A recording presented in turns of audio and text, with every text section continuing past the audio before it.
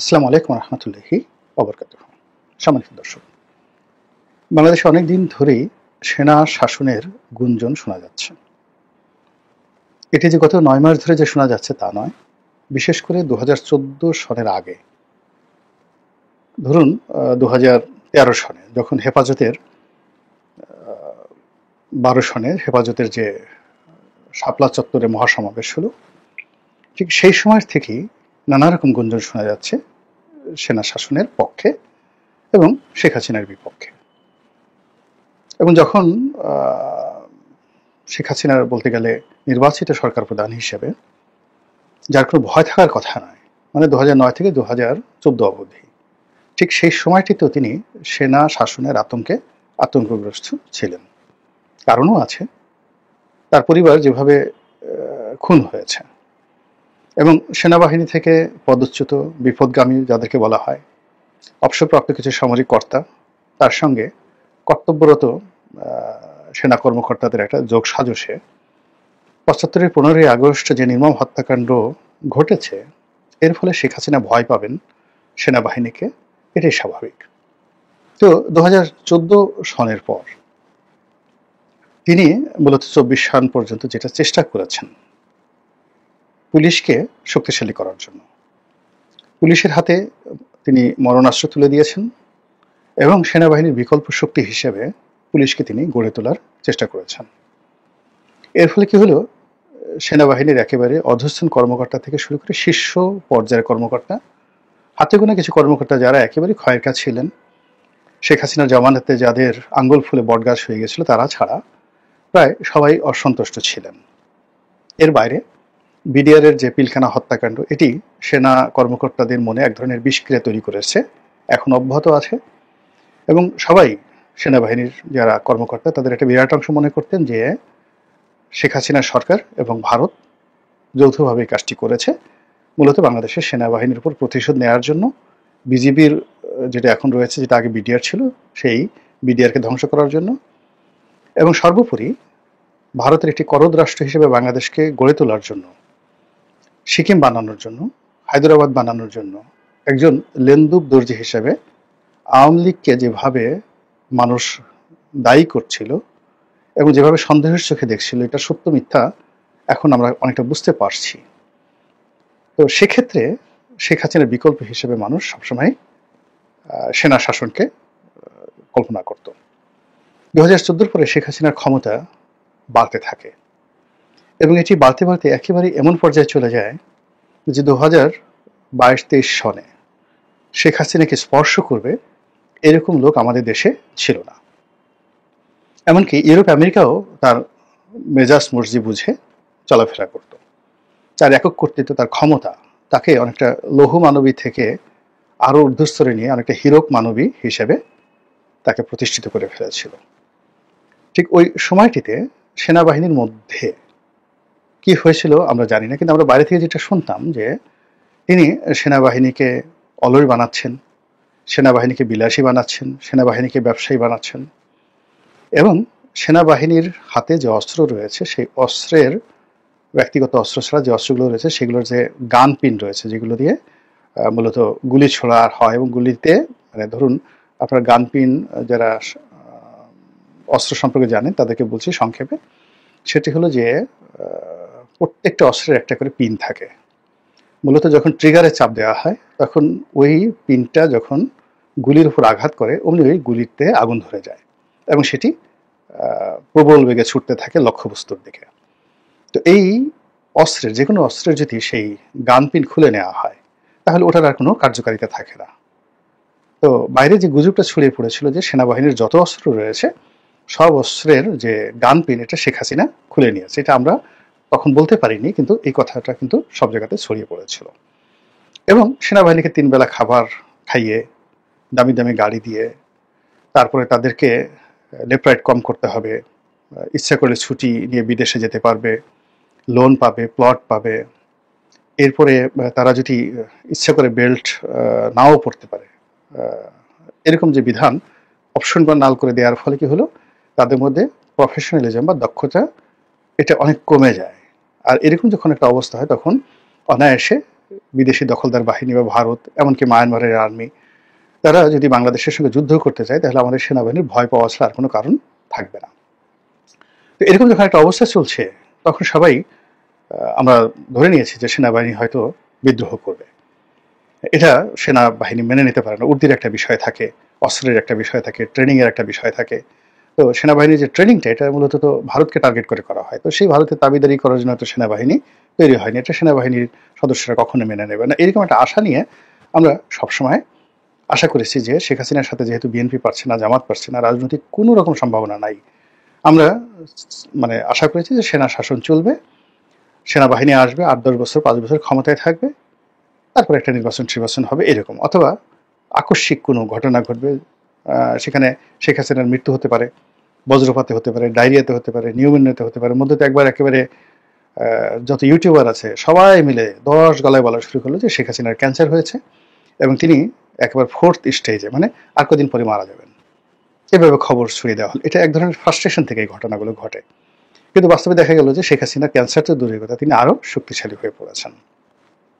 এরকম যখন সেনা শাসন নিয়ে বিভিন্ন ঠিক বুদ্ধিজীবী মহলে আলাপ আলোচনা হতো, তো তখন সবাই বলতে যে না রে ভাই, এই সেনা শাসন সম্ভব না।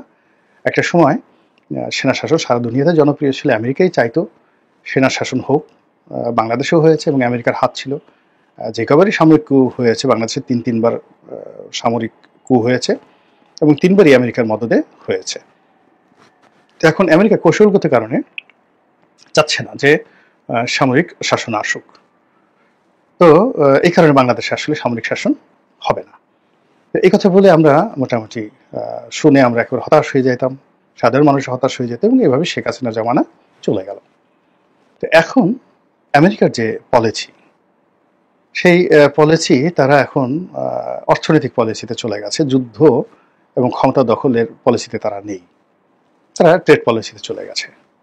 আর অন্যদিকে আমি এই গত 6-7 মাসে যেটা দেখলাম যে পৃথিবীতে আমেরিকা এবং ইউরোপকে যারা এই গত 3-4 বছরে 5-6 বছরে যারা চ্যালেঞ্জ জানিয়েছে এবং চ্যালেঞ্জ জানিয়ে বিস্ময়কর সফলতা অর্জন করেছে, তারা সবাই সামরিক শাসক, অভ্যুত্থান করেছে, সফল হয়েছে এবং নিজেদের দেশ থেকে পশ্চিমাদেরকে এবং আমেরিকাদেরকে 48 ঘন্টা নয়, মাত্র 12 ঘন্টার নোটিশে তল্পি তল্পা সহ সেই তাদের দেশ থেকে তাদেরকে তাড়িয়ে দিয়েছে।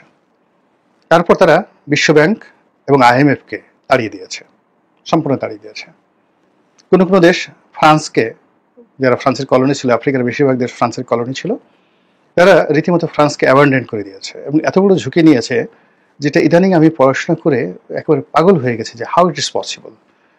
যেমন প্রেসিডেন্ট ইব্রাহিম, বুরকিনা ফাসোর এই গত 2.5 বছর যাবত যিনি চালাচ্ছেন, তো তিনি যখন প্রথম এখানে পরপর 2টো কু হলো।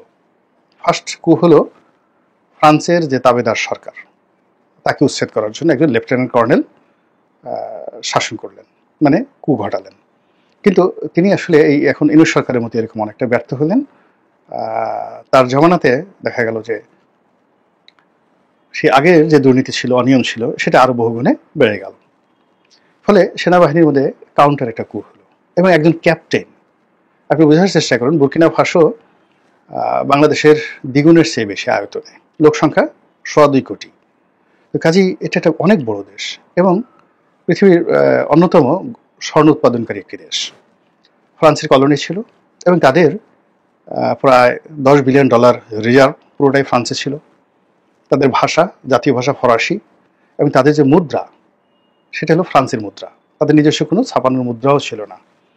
তো এই অবস্থায় যখন ইব্রাহিম সে ক্যাপ্টেন হয়ে সেই অভ্যুত্থান ঘটালো এবং নিজে প্রেসিডেন্ট হয়ে বসলো, তখন প্রথম যে কাজটি করা হলো সেটি হলো তার সমস্ত রিজার্ভগুলো আটকে দেওয়া হলো, ফ্রান্স আটকে দিল, সমস্ত মুদ্রা বন্ধ করে দেওয়া হলো এবং তাদের দেশে যত বিনিয়োগ, গোল্ড মাইন থেকে শুরু করে বড় বড় শিল্প কলকারখানা সব ফ্রান্সের দখলে এবং সব জায়গায় তারা এম্বার্গো দিয়ে বসলো এবং একই সঙ্গে IMF এবং বিশ্বব্যাংক তারা এখানে নিষেধাজ্ঞা জারি করলো। উনি হাইয়েস্ট 90 ডেজ কোনো কিছু করলেন না, চুপচাপ থাকলেন। তিনি শুধু জনপ্রিয়তা অর্জন করলেন, বাড়ি বাড়ি গেলেন, ডোর টু ডোর গেলেন এবং অভ্যন্তরীণ তার যে সম্পদ আছে, টাকা, মুদ্রা, এইগুলো নিয়ে যেন জনগণ সন্তুষ্ট থাকে। এই 90 ডেজ বসে তিনি এই চিন্তা করলেন, কোনো বিনিয়োগ দরকার নেই, কোনো কিছু দরকার নেই, শুধুমাত্র তার যে লোকাল যে প্রোডাক্ট আছে সেই প্রোডাক্টের উপর যেন তিনি দেশ চালাতে পারেন। এবং 3 মাসের পরে তিনি যে গোল্ড কারেন্সি, মানে নিজস্ব স্বর্ণমুদ্রা চালু করলেন, এবং অভিনব স্বর্ণমুদ্রা। এবং সেই স্বর্ণমুদ্রা মানে কারো যদি 10 লাখ টাকা ব্যাংকে থাকে, সেই 10 লাখ টাকা সমপরিমাণ স্বর্ণ তার অ্যাকাউন্টে তিনি জমা করে ফেললেন। কিভাবে করলেন, যে ওই যে যত গোল্ড কোম্পানিগুলো আছে তিনি সব ন্যাশনালাইজ করে ফেললেন এবং ওদেরকে 10 ঘন্টার নোটিশে দেশ থেকে তাড়িয়ে দিলেন। সবাই বললো যে এরা তো আক্রমণ চালাতে পারে। তিনি বললেন যে দেখো, আমাদের এই দেশটা একটা ল্যান্ডলক, অন্তত 5টি আফ্রিকান দেশ ক্রস করে আমাদের দেশে সৈন্য পাঠাতে হবে, অথবা আমাদের দেশে বোমা নিক্ষেপ করতে হবে, যেটি একেবারে অসম্ভব। ফ্রান্স এটা পারবে না, কোনো দেশ এটা পারবে না। তো তাকে খুন করার জন্য আমেরিকা লোক ভাড়া করলো, মোসাদ ভাড়া করলো, ফ্রান্স ভাড়া করলো, কিন্তু তিনি সবগুলো কূপ তিনি ঠেকিয়ে দিলেন। এমনকি তার পরিবার পরিজনকে তিনি অজ্ঞাত স্থানে নিয়ে গেলেন এবং 3 মাসের মধ্যে পুরো দেশকে তিনি যেভাবে 180 ডিগ্রি অ্যাঙ্গেলে উল্টে দিলেন। এবং তার এই মডেলটি আবার করলো কি, তার আশেপাশে যে প্রায় আরো 5টি আফ্রিকান দেশ রয়েছে তারাও এটা গ্রহণ করলো। এবং এই যে জায়ারে, মালে, এই সকল দেশগুলো এখন তার মডেল অনুসরণ করছে। এখন তিনি এই পৃথিবীতে এই মুহূর্তে সবচেয়ে সাকসেসফুল রাষ্ট্রনায়কের নাম হলো ইব্রাহিম, প্রেসিডেন্ট ইব্রাহিম তারোরে। তো তিনি তার বয়স কত, 32 বছর, 33 বছর সামরিক শাসক। এবং একইভাবে আফ্রিকার এই মুহূর্তে অন্য যে বুর্কিনা ফাসো ছাড়া আরও 4-5টি দেশে সামরিক শাসন চলছে এবং সবাই সফল, এই একইভাবে প্রচণ্ডভাবে সফল। এবং আপনারা জানেন যে আফ্রিকার অন্য দেশ মিশর, দীর্ঘদিন ধরে সামরিক শাসন চলছে, তারাও সফল। বিশ্বের সবচেয়ে আরবের মধ্যে মধ্যপ্রাচ্যের মধ্যে সবচেয়ে বড় সেনাবাহিনী এবং ধনী বাহিনী নিয়ে সেই তারা সামরিক শাসন চালাচ্ছে। তারপরে লিবিয়া, অন্য দেশ লিবিয়া, সেখানেও প্রকারান্তে মিলিটারি শাসন চলছে। পাকিস্তানে মিলিটারি শাসন চলছে, থাইল্যান্ডে মিলিটারি শাসন চলছে, মায়ানমারে মিলিটারি শাসন চলছে। এবং ইউরোপের অন্যান্য যে দেশগুলো আছে, নাইজেরিয়া, প্রায় সব জায়গাতে কিন্তু সামরিক শাসন চলছে। এবং এই শাসনগুলো, এখন যে শাসনগুলো চলছে, প্রায় সব শাসনগুলোই একমাত্র মিশর ছাড়া সমস্ত সামরিক শাসনগুলো ইউরোপ এবং আমেরিকা, তার সঙ্গে সঙ্গে বিশ্বব্যাংক এবং IMF-কে চ্যালেঞ্জ জানিয়ে তারা তাদের দেশের যে উন্নয়ন একেবারে 180 ডিগ্রি অ্যাঙ্গেলে নিয়ে এমন একটা জায়গাতে তারা নিয়ে গেছে। গত 3 বছরে তাদের যে জিডিপি, তাদের যে ডেভেলপমেন্ট, এর সঙ্গে আসলে আমেরিকা, ইউরোপের কোনো দেশের উন্নয়নের তুলনা করা যায় না। এবং এই সকল রাষ্ট্রকে রক্ষা করার জন্য রাশিয়া এবং চীন যেভাবে এগিয়ে এসেছে, অকল্পনীয়। আপনি চিন্তা করেন, ইব্রাহিম, 32 বছর প্রেসিডেন্ট ইব্রাহিমকে আলাদা প্লেনে করে এনে রাশিয়ার প্রেসিডেন্ট ভ্লাদিমির পুতিন তিনি নিজে তার সঙ্গে সেলফি তুলেছেন। নেটে গিয়ে দেখেন, সেগুলো সব ভাইরাল। এবং এই প্রথম দেখলাম যে ইব্রাহিমের যে উচ্চতা পুতিনের চেয়ে অন্তত 2 ফিট বেশি, 1.5 ফিট বেশি। তো পুতিন আবেগে সে ইব্রাহিমকে তিনি বুকে জড়িয়ে ধরলেন, এবং বুকে জড়িয়ে ধরতে গিয়ে ইব্রাহিমের বুকে পুতিনের মুখ। এইরকম পুতিন কাউকে কোলাকুলি করেছেন এই যাবৎকালে ইব্রাহিম ছাড়া আমি এই পুতিনের রাজনৈতিক জীবনে কখনো দেখিনি। এইরকম ঘটনা ঘটছে কিন্তু আফ্রিকাতে। তো আফ্রিকার যে এই যে ঘটনা, তার সঙ্গে সঙ্গে আরেকটি ঘটনা না বললেই নয়, সেটি হলো রুয়ান্ডাতে পল কাগামে। তিনি মূলত একজন গেরিলা যোদ্ধা এবং রুয়ান্ডাতে আমাদের সেনাবাহিনীর অনেক সদস্য দায়িত্ব পালন করেছেন। আমি যা বলছি এটা তাদের মুখস্থ, এবং তারা আমি যা বলছি তার চেয়ে 1000 গুণ তারা বেশি ভালো জানেন।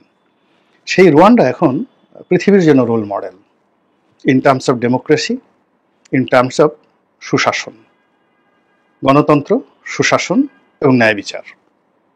এবং এই যে কাজটি করছেন তিনি একজন সামরিক জেনারেল পল কাগামে, এবং তিনিও ইউরোপ আমেরিকাকে চ্যালেঞ্জ জানিয়ে সেখানে প্রথমে সামরিক শাসন এবং সেখান থেকে গণতান্ত্রিকভাবে একটি দেশের নির্বাচিত প্রেসিডেন্ট। জনগণ তাকে, জিয়াউর রহমান সাহেবকে যেভাবে ভালোবেসে মানুষ ভোট দিয়েছিল, তাকেও ঠিক সেইভাবে ভোট দিয়ে এখন আপনি রুয়ান্ডার যে স্ট্যাটিস্টিক্স যদি দেখেন, মাথা খারাপ করার মতো। রাস্তাঘাট যদি দেখেন, খারাপ করার মতো, মাথা খারাপ করার মতো সবকিছু ঘটছে। আরেকটি দেশ আমরা যেটিকে বলি উগান্ডা, ইদি আমিনের দেশ। তো 1980-র দশক থেকে, কিন্তু অলমোস্ট প্রায় 40 বছর হলো না, 40-45 বছর, যিনি এই দেশটি শাসন করছেন সেটি হলো মুসোভিনি। তো তিনি একজন সামরিক শাসক, সামরিক জেনারেল। 45 বছর যাবত তিনি উগান্ডার শাসন করেছেন এবং উগান্ডাকে তিনি এখন যেখানে নিয়েছেন, তিনিও ঠিক সেই সামরিক শাসনকে জনপ্রিয় করে এটাকে একটা গণতান্ত্রিক আদলে, ঠিক বাংলাদেশে জিয়াউর রহমানের মতো একটা অবস্থানে তিনি উগান্ডাকে পৌঁছে দিয়েছেন। এবং তিনি যেভাবে ফ্রান্সকে, আমেরিকাকে, তারপর ইংল্যান্ডকে চ্যালেঞ্জ জানিয়ে আজকে 45 বছর যাবত টিকে আছেন, বিস্ময়কর। তার বক্তব্যগুলো যদি আপনি শোনেন, মানে সিলভিও মুসোলিনি, মানে মুসোভিনি, তার ইংরেজি, তার ব্যক্তিত্ব, তার পার্সোনালিটি, তার সেন্স অফ হিউমার, তার নেতৃত্বের যে গুণাবলী, এর সঙ্গে আপনি যদি ইমানুয়েল ম্যাক্রো, তারপরে Mohammed bin Salman, Narendra Modi, Donald Trump, mister Putin পাশাপাশি দাঁড়া করান, আপনি দেখবেন যে সেই মুসোভিনিকে অনেক অনেক স্মার্ট এবং রাষ্ট্রনায়ক হিসেবে মনে হচ্ছে সব দিক থেকে। তো এই যে আফ্রিকাতে যে ঘটনাগুলো ঘটছে, সাব সাহারা, পশ্চিম আফ্রিকা যেটিকে বলা হয় পশ্চিম আফ্রিকা, এবং আফ্রিকার অন্যান্য অঞ্চলে যে ঘটনাগুলো ঘটছে, সেগুলোর আওয়াজ সারা পৃথিবীতে কিন্তু পৌঁছে গেছে। আমার মতো একজন বেসামরিক মানুষ, সে যদি এই বিষয়গুলো জানতে পারে, তাহলে বাংলাদেশে যারা সামরিক ব্যক্তিত্ব তারা কি জিনিসগুলো জানেন না? আর সেগুলো জানার পরেও আমাদের দেশে যারা বেসামরিক রাজনীতিবিদ রয়েছেন, এখনও কেউ নাকে তেল দিয়ে, কেউ নাকে নস্যি লাগিয়ে তারা দিদারসে ঘুমাচ্ছেন আর বলছেন যে বর্তমানে জামানা মিলিটারি শাসনের জন্য উপযুক্ত নয়। এবং আমরা এই যে নিজেরা গুতুগুতি করে আমরা কাদেরকে আহ্বান করছি, কাদেরকে জায়গা করে দিচ্ছি, এটি কি একবার আমরা ভাবছি? যদি ভাবতাম তাহলে কি আমরা এই কাজগুলো করতাম? মহান আল্লাহ রাব্বুল আলামিন তো গত 9 মাসে আমাদেরকে যে অপার সুযোগ দিয়েছিলেন, সবাইকে, বিএনপিকে, জামাতকে, তারপরে শেষে আওয়ামী লীগকে, জাতীয় পার্টিকে, এরপর ডক্টর মোহাম্মদ ইউনূসকে, দেশের বুদ্ধিজীবী যারা আছেন তাদেরকে, সবাইকে সুযোগ দিয়েছিলেন। আমরা হামানদিস্তা দিয়ে, মানে হামানদিস্তা তো যেগুলো পাঞ্চ আছে দেখেন, হামানদিস্তা দিয়ে যেভাবে পান, সুপারি, চুন একসাথে শেষে গুঁড়া করা হয়, আমরা আল্লাহর দেয়া সেই নিয়ামতগুলোকে গুঁতো মানে একদম গুড়ি করে, হামানদিস্তা দিয়ে গুড়ি করে আমরা সেগুলোকে চিবিয়ে মানে পিষে ফেলার মতো অবস্থা করে ফেলেছি। ফলে আজকের এই দিনে যে কথাগুলো শোনা যাচ্ছে, এই কথাগুলো আগামী দিনে পরিবর্তিত পরিস্থিতিতে আপনার কি মনে হয়? বলতে পারবো? প্রশ্নই আসে না। মহান আল্লাহ আমাদের সবাইকে হেদায়েত দান করুন এবং হেফাজত করুন। আসসালামু আলাইকুম ওয়া রাহমাতুল্লাহি ওয়া বারাকাতুহু।